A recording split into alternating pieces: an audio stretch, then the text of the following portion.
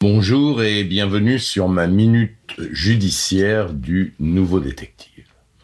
Aujourd'hui, je vous emmène dans les bas-fonds de ce que certains ont l'audace d'appeler du libertinage, mais qui en réalité s'apparente à des viols et à des actes de torture et de barbarie.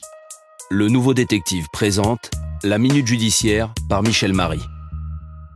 Une femme, appelons-la Sophie, pousse les portes d'une gendarmerie de Gironde. Nous sommes en novembre 2023. Sophie semble hésitante, apeurée, et ce qu'elle vient confier sous forme de plainte devant les enquêteurs est totalement insoutenable à entendre. Son histoire commence en novembre 2020. Elle vient de rencontrer Christophe et tombe rapidement amoureuse de cet homme, sûr de lui, souriant, viril. Ensemble, ils entament une relation forte et très vite, Christophe lui confie avoir des besoins sexuels un peu libertins. Il évoque l'échangisme avec Sophie, qui ne semble pas très enthousiaste, mais elle a si peur de le décevoir, si peur de le perdre, que c'est elle qui va finir par se perdre dans cette relation. Elle accepte du bout des lèvres l'expérience. Christophe, petit à petit, l'entraîne dans des soirées libertines où elle doit subir des situations qui la dégoûtent. Mais cela fait tellement plaisir à son homme. Christophe commence son emprise par ce qu'il appelle l'initiation à la soumission. Au début, elle est obligée de s'offrir à 2 ou 3 hommes qui, sans aucune retenue, abusent de son corps, sous le regard approbateur et directif de son amoureux. Puis les choses montent en puissance, 3, puis 4, puis 5, jusqu'à 20 partenaires. 20 partenaires dans la même soirée, parfois jusqu'à l'aube. Tout est filmé par Christophe. Les soirées sont organisées par Christophe, qui passe des annonces sur des sites spécialisés. Les fantasmes des hommes n'ont pas de limite. Et Sophie va vivre un véritable enfer au fil des orgies. Elle est insultée, maltraitée à plusieurs reprises, humiliée, rabaissée, violentée. Bref, des pratiques échangistes extrêmes. Une fois, un homme lui introduit une brosse à dents électrique dans le corps. Une autre fois, on l'oblige à se faire prendre par un chien en présence des invités. Elle tente à plusieurs reprises de quitter son compagnon qui, à chaque fois, réussit à la garder près de lui. Il la manipule, alternant la violence et les propos rassurants. Semble se montrer compréhensif, mais tout ça n'est que du vent. Elle finit par partir, épuisée, ravagée, brisée. Elle reprend petit à petit conscience de sa vie, de ce qu'elle a vécu. Elle en parle un petit peu.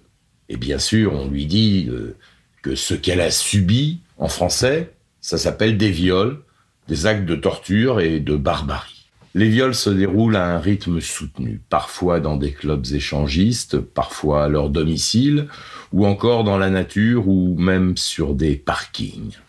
Sophie indique que Christophe a aménagé une pièce spéciale pour ces soirées particulières à leur domicile. La plainte déposée, les gendarmes de la SR de Bordeaux entament leurs investigations. Surveillance, écoute téléphonique, le but étant d'une part de vérifier les dires de Sophie et surtout de cerner l'entourage de Christophe. Et après 18 mois d'investigation, il est interpellé et placé en garde à vue ce 9 avril. Les gendarmes ramassent lors de la perquisition le matériel informatique et de nombreux disques durs dissimulés dans son coffre-fort. En audition, Christophe nie toute violence. Il évoque des pratiques sexuelles librement consenties dans le cadre du libertinat.